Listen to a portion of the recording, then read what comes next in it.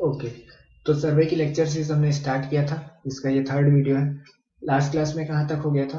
Definition से शुरू किए थे, रिलेटिव पोजीशन के रियल मीनिंग को डिस्कस किए थे विद एन एग्जांपल। नेक्स्ट फिर objective of survey, basically 3 objective होते हैं सर्वे के।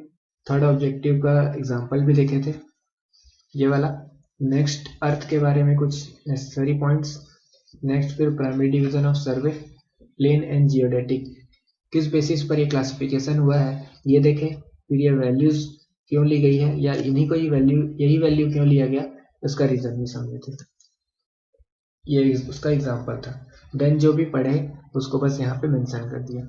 अब कल के डिस्कशन के बेस पे 2 नोट पॉइंट यहाँ देखो क्या लिखा है। For distance up to 12.5 kilometre, arc length and chord length varies by only 1 centimetre, और for areas up to 195 square kilometre the sum of angle of a triangle is greater than 180 degree by 1 second only. इस 1 second को बोलते हैं spherical axis और denote किया है p degree से। कल जो डिस्कस किया था उसको सिर्फ मेंशन किया है। अब आगे कंटिन्यू करते हैं अपना। हमारा आज का डिस्कशन है प्रिंसिपल ऑफ सर्वेइंग। आज का टॉपिक है प्रिंसिपल ऑफ सर्वेइंग। तो सबको पता है बेसिकली 2 प्रिंसिपल होते हैं सर्वेइंग के, to work from whole to part, and second location of a new point should be with respect to measurements from at least 2 well defined points। तो well defined points का मतलब हमको समझना है इसमें, और इसमें समझना है कि to work from whole to part में इसका क्या एडवांटेज है और क्यों हम लोग पार्ट टू होल नहीं करते हैं। ठीक है, इसको हम लोग समझते हैं एक एग्जांपल से जो आपने अपने कॉलेज लाइफ में भी परफॉर्म किया होगा। बहुत इजी वाला एग्जांपल लेके चले, तो स्टार्ट करते हैं। बहुत इंपॉर्टेंट पॉइंट है ये, बहुत स्टूडेंट को पता होगा अगर आपने PYQ लगाया है तो। इस वीडियो में डिटेल में समझेंगे इसके पीछे कॉन्सेप्ट क्या है, why whole to part, why not part to whole, ये हमको समझना है। तो परफॉर्म करके देख लेंगे कि क्या होता है। To work from whole to part मतलब बहुत लोगों को ये दिमाग में आया होगा, ये कोई एरिया है जिसका हमको सर्वेइंग परफॉर्म करना है। तो होल टू पार्ट का क्या मतलब है कि पहले होल एरिया लेंगे,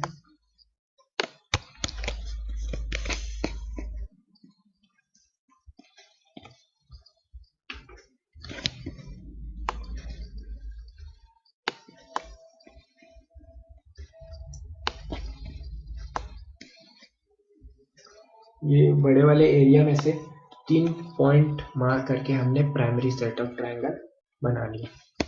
नेक्स्ट फिर हम लोग क्या करेंगे, सेकेंडरी सेट ऑफ ट्रायंगल।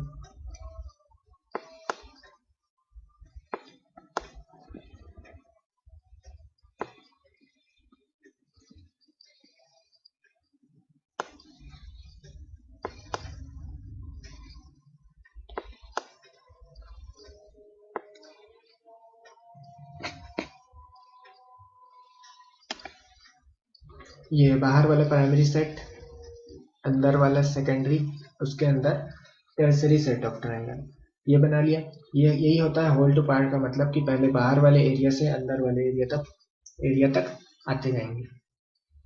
लेकिन इससे हमको क्या है, एरर का पता नहीं चलता। ठीक है, पार्ट टू होल हम लोग परफॉर्म क्यों नहीं करते, तो बहुत लोगों को पता होगा कि एरर आता है इससे।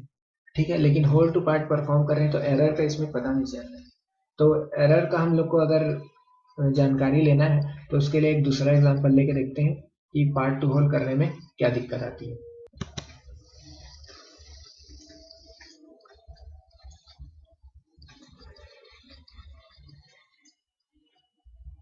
ये एक सर्वे लाइन है, ये एक सर्वे लाइन है, इसका नामकरण किया PQ। डिस्टेंस है इसकी 100 मीटर। ठीक है, अब अगर आपको इसको मेजर करना है 20 मीटर की चेन के साथ। ठीक है, 20 मीटर के चेन आपको दिया और बोला कि मेजर करो, तो क्या एक बार में पूरा मेजर कर लोगे? नहीं हो पाएगा पूरा मेजर। हमको क्या करना पड़ेगा, बीच में कुछ इंटरमीडिएट पॉइंट्स मार्क करने पड़ेंगे, जैसे कि R, S या T ले लो। ठीक है, तो प्रिंसिपल क्या बोलता है कि इन पॉइंट्स को एस्टेब्लिश करने के लिए होल टू पार्ट वर्क करो। ठीक है, लेकिन हम लोग क्या करके देखेंगे, पार्ट टू होल वर्क करेंगे और फिर देखते हैं कि इससे क्या होता है। अपने को बीच में मार्क करना है 3 पॉइंट R, S, T। एक और पॉइंट ले लो U। 4 पॉइंट हमको बीच में मार्क करना है। P से मार्क किए R 20 मीटर यहाँ आ रहा है, लेकिन हमको मार्क करना चाहिए था कहाँ पे, यहाँ पे R, लेकिन due to some instrumental error या कोई पर्सनल एरर हमने मार्क कर दिया यहाँ पे R डैश। ठीक है, हमने मार्क कर दिया R डैश और इसको ज्वाइन कर दिए।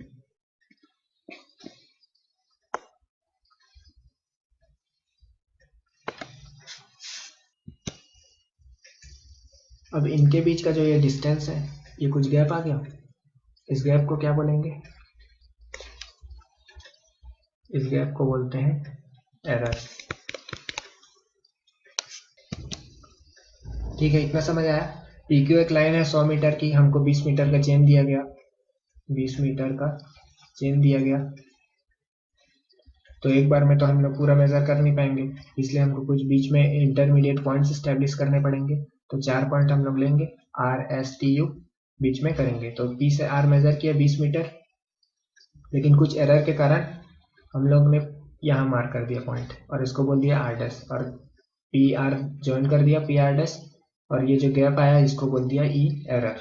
ठीक है, नेक्स्ट अब हम लोग को S T और U को भी प्लॉट करना है। तो हमारा प्रिंसिपल कहता है कि होल टू पार्ट वर्क करो, but we will go part to whole और देखते हैं कि ये जो एरर है इसके साथ क्या होता है। ठीक है, होल टू पार्ट करते अगर, तो हम लोग क्या करते, S कहीं पे मार्क करते और उसको चेक करते कि PQ के लाइन में है या नहीं। लेकिन हम लोग क्या करेंगे, हम लोग S को चेक करेंगे कि PS के अलोंग है या नहीं, और फिर R से हम लोग 20 मीटर की डिस्टेंस लेंगे और एक पॉइंट मार्क कर देंगे S। ये होना कहाँ चाहिए था, ये यहाँ होना चाहिए था। यहाँ कब होता, जब हम लोग होल टू पार्ट वर्क करते, और होल मतलब Q PQ, तो PQ के साथ हम लोग अलाइन करते कि S इनके बीच में आ रहा है या नहीं। लेकिन हमने क्या किया, हमने S डैश को बोला कि PR डैश के लाइन में आ रहा है, तो इसमें तो आ रहा है। ठीक है, इसको लिया और फिर से ज्वाइन कर दिया, ये मिल गया अगला पॉइंट। इसी प्रकार से फिर और आगे गए, और S डैश के बाद T डैश, और T डैश के बाद फिर U।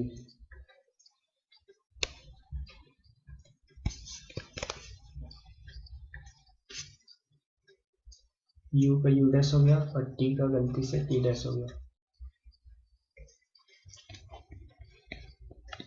फिर ज्वाइन कर दो इनको।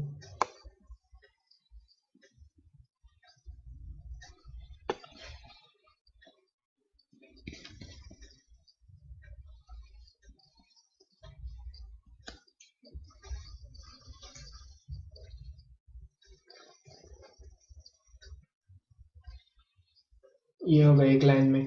ठीक है, अब ये वाला लाइन को ज्वाइन कर देंगे Q से।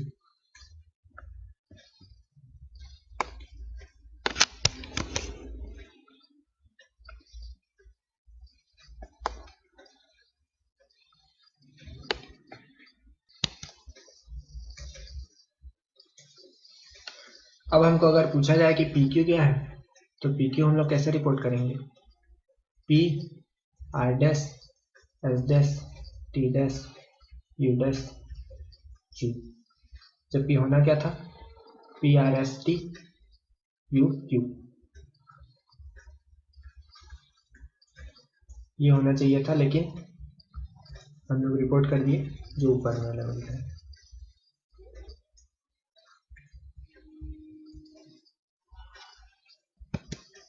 अब मेन समझने वाली बात यह है कि ध्यान दो, अपना जो ये एरर है इसका क्या हुआ, पूरे प्रेशर्स के अलाउ क्या ये E सेम है, एरर कितना है, ये है एरर, क्या ये पूरा सेम है,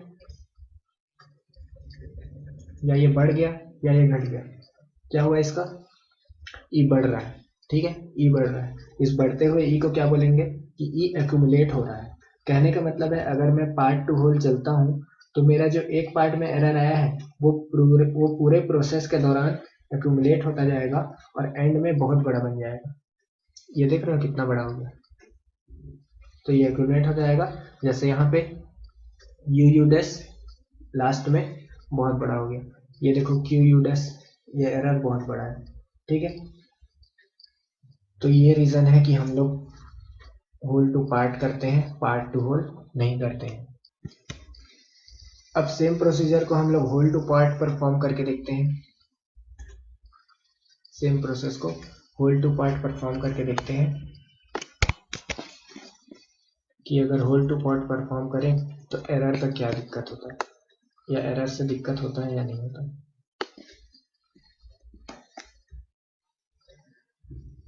ये था अपना पॉइंट P, ये था Q।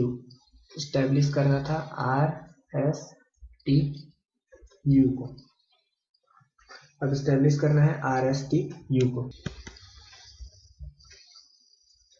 फिर से हमको कहाँ मार्क करना था R, यहाँ पे, लेकिन ड्यू टू सम एरर कहाँ मार्क किए, R डैश पे, और कर दिया इसको बढ़िया से ज्वाइन।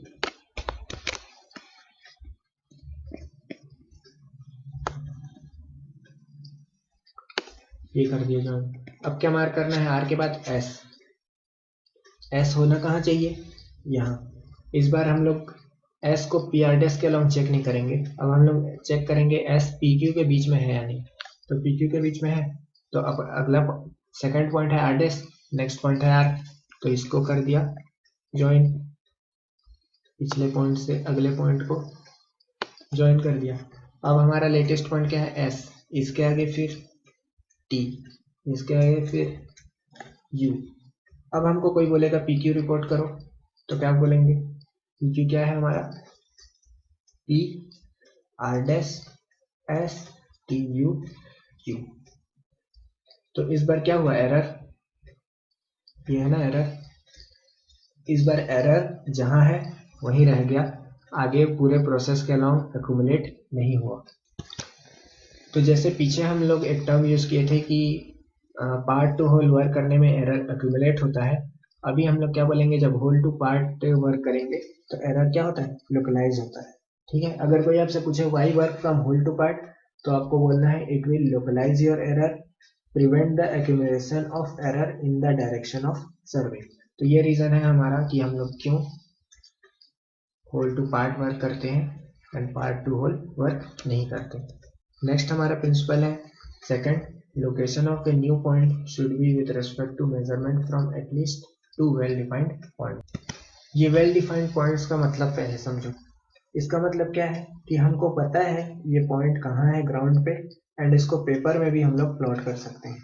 तो वो पॉइंट जिसका पोजीशन हमको ग्राउंड एंड पेपर दोनों में पता है, इसको बोलते हैं वेल डिफाइंड पॉइंट्स। ठीक है, मान लो दो पॉइंट हम लोग लेते हैं, फॉर एग्जांपल ये है A, ये है B, A और B। इसको अगर मैं बोलता हूँ वेल डिफाइंड पॉइंट्स, इसका मतलब क्या है कि इसकी पोजीशन मेरे को ग्राउंड पे भी पता है और इसकी पोजीशन मेरे को पेपर पे भी पता है, इसलिए हम इसको बोल रहे हैं वेल डिफाइंड पॉइंट्स। तो अगर मुझे इन दोनों की लोकेशन पता है, ए और बी की, तो मैं बोल सकता हूँ कि मेरे को इनके बीच की डिस्टेंस भी पता है, मेरे को इनकी डायरेक्शन भी पता है। ठीक है, तो अब मैं चाहता हूँ एक दूसरा पॉइंट ए बी के बाद एक सी पॉइंट को स्टैब्लिश करना। तो प्रिंसिपल क्या बोलता है कि इसकी लोकेशन दो वेल डिफाइंड पॉइंट से मेजर करना होगा। कहने का मतलब है कि दो मेजरमेंट वैल्यू होना है। देखते हैं मेजर करके कि कितने तरीके हैं अपने पास एक नए पॉइंट सी को स्टैब्लिश करने के। नेक्स्ट पेज ऐड किया जाए, सी स्टैब्लिश करना है।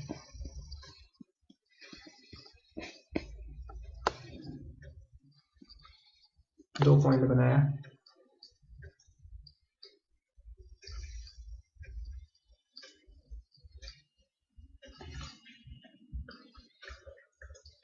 A B.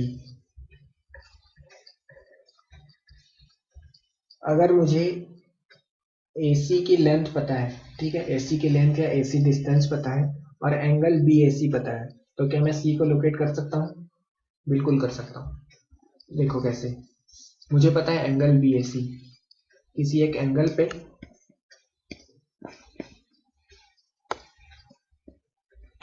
यहाँ पर है कहीं, इस लाइन पे कहीं C है, और मुझे क्या पता है, AC की डिस्टेंस पता है।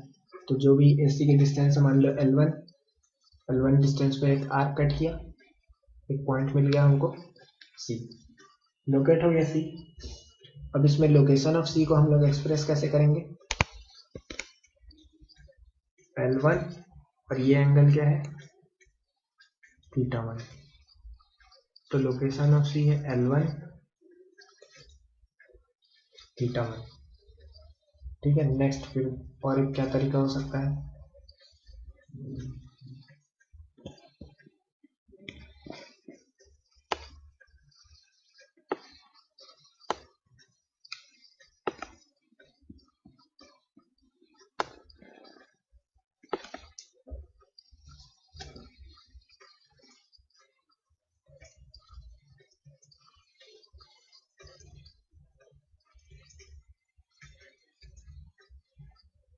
नेक्स्ट और क्या तरीका हो सकता है, अगर मुझे एंगल BAC पता है फिर से और एंगल ABC भी पता है तो भी सी लोकेट हो सकता है ना।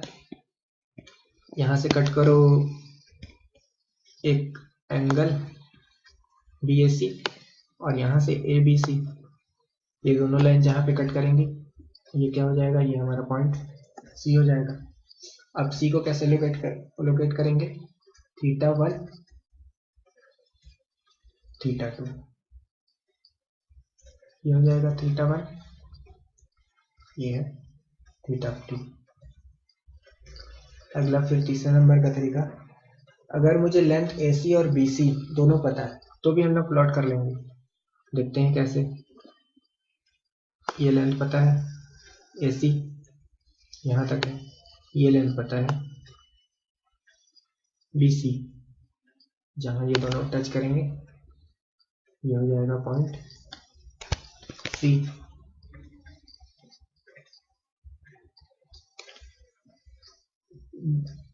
तो यहाँ पे कैसे करेंगे इसको रिपोर्ट, L1 L2, ये डिस्टेंस है L1, ये है L2।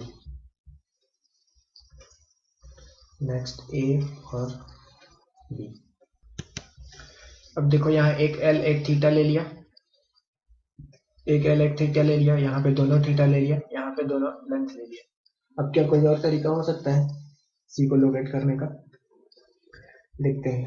अगर C की हमको परपेंडिकुलर डिस्टेंस पता है AB से, ठीक है, C कहीं इधर है कहीं पर, उसकी हमको AB से परपेंडिकुलर डिस्टेंस पता है, और ये जो परपेंडिकुलर जहाँ पे पड़ रहा है AB लाइन पे जहाँ पे भी पड़ रहा है उसकी हम लोग डिस्टेंस, उसकी अगर हमको डिस्टेंस पता है A से तो भी ये लोकेट हो सकता है। देखते हैं कैसे, मैंने क्या बोला, जो परपेंडिकुलर AB पे पड़ रहा है जहाँ जो C से इसकी डिस्टेंस है, तो ये जो परपेंडिकुलर का A से कहाँ पे पड़ रहा है वो हमको अगर पता है, मान लो कि ये वो डिस्टेंस है L2, मान लो कि वो डिस्टेंस है L2, यहाँ पे पड़ रहा है परपेंडिकुलर तो पढ़ा दो, ये डिस्टेंस भी हमको पता है परपेंडिकुलर डिस्टेंस, ये है L1, तो लोकेट हो गया यहाँ से C। अब अगर यहाँ पे C को कैसे एक्सप्रेस करेंगे, C हो जाएगा L1 L2, ये दोनों सेम हो जा रहे हैं, ठीक है, ये भी एक्सप्रेस करने का तरीका, ये भी लोकेट करने का तरीका दोनों सेम हो जा रहे हैं। तो इसके लिए एक और पॉइंट हमको पता है क्या है कि L1 परपेंडिकुलर है L2 पे, ठीक है। ये हो गया 4 तरीके, ठीक है। अब थोड़ा सा समझो, ये A है ये B है, ये ABC, ये ABC क्या है, ABC मिलके क्या बना रहे हैं, एक ट्रायंगल बना रहे हैं। ये θ1 मेरे को पता है, θ2 पता है, ये थीटा यहाँ पे एंगल में निकाल सकता हूँ ना, हाँ क्योंकि ट्रायंगल है निकाल सकते हैं, θ1 θ2 θ3 पता है। ये AB हमको पता है क्या, अभी डिस्कस किए थे, ये अगर इन दोनों की मेरे को लोकेशन पता है ग्राउंड पे भी और पेपर पे भी, तो इन दोनों की डिस्टेंस भी मेरे को पता है, अगर लोकेशन पता है तो ये भी हमको पता है। तो बेस लाइन की मेजरमेंट हमको पता है, उसके बाद हम लोग एंगल कैलकुलेट कर रहे हैं। इस प्रोसेस को क्या बोलते हैं, तो इस प्रोसेस को बोलते हैं ट्रायंगुलेशन, ठीक है, इस प्रोसेस को बोलते हैं ट्रायंगुलेशन। ये ट्रायंगुलेशन का कॉन्सेप्ट यूज होता है जियोडेटिक सर्वे में और चेन सर्वे में, ठीक है। नेक्स्ट देखते हैं, ये L1 L2 पता है, ये भी लेंथ पता है, तीनों की हमको लेंथ पता है, ठीक है। तो ये L पता है, उसके बाद हम लोग अलग और दूसरे लेंथ पता करने जा रहे हैं ट्रायंगल की। इसको क्या बोलते हैं, इस प्रोसेस को ट्राइलेटरेशन, ठीक। ट्राइलेटरेशन ये किस में यूज होता है, ईडीएम सर्वे, जीपीएस में ये ट्राइलेटरेशन का कॉन्सेप्ट यूज होता है। तो अगर ये वाला तो चैप्टर है हमारे सिलेबस में, इसको हम लोग आगे जब आएगा तो और डिटेल में डिस्कस करने वाले हैं, ठीक है। तो आज हम लोग देखें दो प्रिंसिपल हमारा सर्वेइंग का, two work from whole to part और location of a new point should be with respect to measurement from at least two well defined points. तो ये था सेकंड प्रिंसिपल। तो एज ए सर्वेयर हमारा पहला काम है कि वेल डिफाइंड पॉइंट्स को लोकेट करना, ठीक है। सेकंड फर्स्ट प्रिंसिपल बाद में आता है, पहले यूज होता है सेकंड प्रिंसिपल का। तो इन वेल डिफाइंड पॉइंट्स को लोकेट करना एज ए सर्वेयर हमारा पहला काम है। इसके हेल्प से ही क्योंकि हम लोग आगे सर्वे वर्क परफॉर्म कर पाएंगे। और ये जो पॉइंट्स हम लोग लोकेट करते हैं, ये कहाँ पे लोकेट करना है, अलोंग द बाउंड्री, ठीक है, हमारी बाउंड्री के अलोंग। तभी तो हम पहले बाहर का पता करेंगे, फिर उसके बाद होल टू पार्ट अंदर की तरफ आते जाएंगे और होल टू पार्ट अपना पहला प्रिंसिपल को फॉलो कर पाएंगे। वाइल परफॉर्मिंग रेंजिंग, हम लोग जब रेंजिंग परफॉर्म करते हैं, ये जो मैंने एग्जांपल दिया ये रेंजिंग ही तो है, ये वाला रेंजिंग ही तो है। ये रेंजिंग परफॉर्म करते हुए हम क्या यूज करते हैं, होल टू पार्ट प्रिंसिपल और रिसेक्शन प्लेन टेबल सर्वे में हम लोग पढ़ेंगे। रिसेक्शन जो हम लोग प्लेन टेबल सर्वे में परफॉर्म करते हैं तो उसमें हम लोग अपनी सेकंड प्रिंसिपल का यूज करते हैं, ठीक है। ओके, तो ये था डिटेल एनालिसिस हमारे प्रिंसिपल ऑफ सर्वे के बारे में। नेक्स्ट फिर हम लोग इसके आगे के टॉपिक्स देखेंगे, type of survey work, scale, उसके न्यूमेरिकल्स, ये सब हम लोग पढ़ेंगे। ओके देन अभी इतना ही रखते हैं। Thank you everyone.